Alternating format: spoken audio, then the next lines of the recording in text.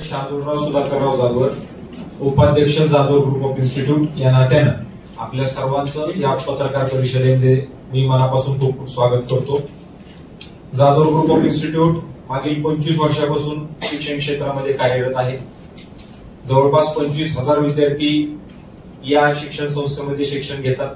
80 शाळा आणि कॉलेजेस पुणे आणि उस्मानाबाद म्हणजे आताचा धाराशिव जिल्हा या दोन्ही ठिकाणी आपण चालवतो आणि 1,500 पेक्षा जास्त शिक्षक आणि शिक्षकेतर कर्मचारी या शिक्षण संस्थेमध्ये कार्यरत आहेत. आपल्या संस्थेचं जे ब्रीदवाक्य आहे ते ब्रीदवाक्यच education for strength, intellect and wisdom, बल, बुद्धी आणि सदविचारासाठी शिक्षण. आमचे विद्यार्थी नुसतेच बलवान आणि बलशाली नाही, ते बुद्धिमान झाले पाहिजेत आणि नुसतेच बुद्धिमान असून चालणार नाही, तर ते सदविचारी सुद्धा असणं अत्यंत गरजेचं आहे.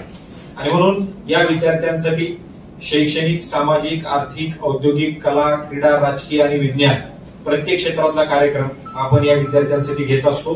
आणि त्यातील राजकीय कार्यक्रमाची वेळ ही जानेवारीचा शेवटचा आठवडा. सालाबादाप्रमाणे याही वर्षी युवा संसदेचं आयोजन केलेलं आहे.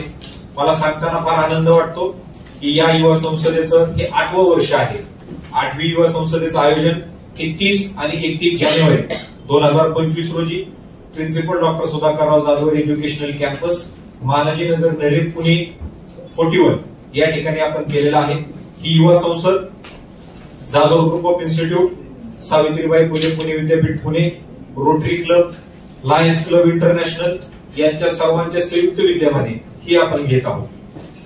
मागची जी प्रेस कॉन्फरन्स आपण केलेली होती 1 आठवड्या 1.5 आठवड्यापूर्वी, त्यावेळेसला आपण त्या ठिकाणी विद्यार्थ्यांना आवाहन केलेलं होतं की आपण या युवा संसदेमध्ये आलं पाहिजे म्हणून. आणि मला सांगताना फार आनंद वाटतो की जवळपास 1,500 विद्यार्थी महाराष्ट्र व महाराष्ट्रातल्या विविध भागांमधून, खास करून जर उल्लेख या ठिकाणी करायचा झाला तर मराठवाडा असेल, त्याच्यानंतर विदर्भामधून असेल आणि पश्चिम महाराष्ट्रातून या भागातून 1,500 विद्यार्थी या युवा संसदेसाठी पुण्यामध्ये त्याच्यामध्ये येत आहेत. गोव्यामधून जवळपास 25-26 विद्यार्थ्यांचं रजिस्ट्रेशन या युवा संसदेसाठी झालेलं आहे. या युवा संसदेची जी आपली थीम आहे ती थीम अशी आहे, सशक्त युवा, सशक्त राजकारण आणि सशक्त भारत. या युवा संसदेमध्ये राजकारणावरती तर डिटेलमध्ये चर्चा होणारच आहे, परंतु शैक्षणिक, सामाजिक, आर्थिक, औद्योगिक, कला, क्रीडा व विज्ञान प्रत्येक क्षेत्रातले मान्यवर या युवा संसदेमध्ये आपण आमंत्रित केलेले आहेत. आज हा कार्यक्रम घेत असताना मला सांगताना फार आनंद वाटतो. 30 जानेवारी 2025 रोजी आपला उद्घाटनाचा कार्यक्रम सकाळी शार्प 10:30 वाजता आपण चालू करतोय. त्या कार्यक्रमाला ग्रामसभा ते लोकसभा असं या कार्यक्रमाचं त्याच्यामध्ये विषय आहे, उद्घाटनाचा विषय.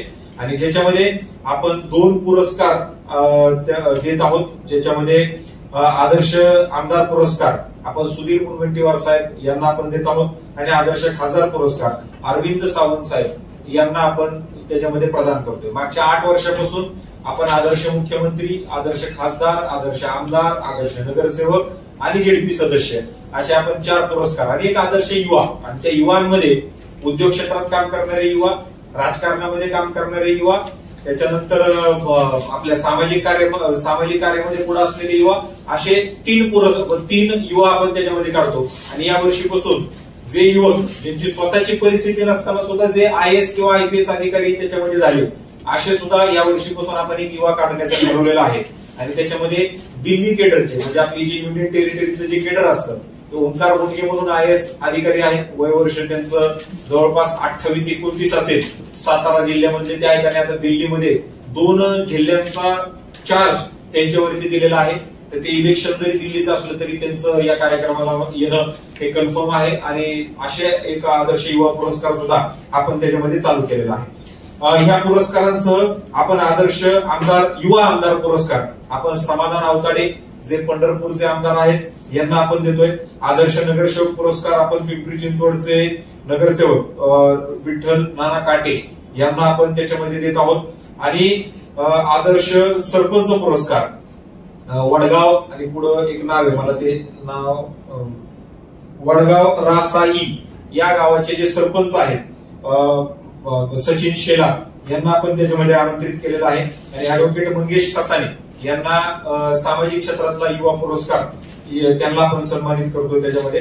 आणि हे जे पुरस्कार आहेत हे पुरस्कार माननीय उच्च व तंत्र शिक्षण मंत्री महाराष्ट्र राज्य चंद्रकांतदादा पाटील यांच्या हस्ते हा पुरस्कार देण्यात येणार आहे आणि शुभ हस्ते त्या कार्यक्रमाला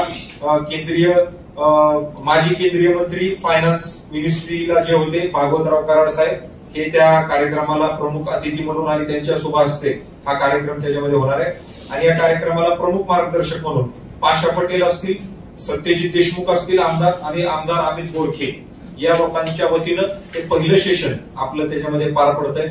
दुसरं जे सेशन आहे राजकारणातील व समाजकारणातील महिलांचा सहभाग या कार्यक्रमामध्ये माजी कॅबिनेट मंत्री यशोमती ठाकूर मॅडम असतील, त्याच्यानंतर महिला आयोगाच्या अध्यक्षा रुपालीताई चाकणकर मॅडम असतील, त्याचबरोबर आपल्या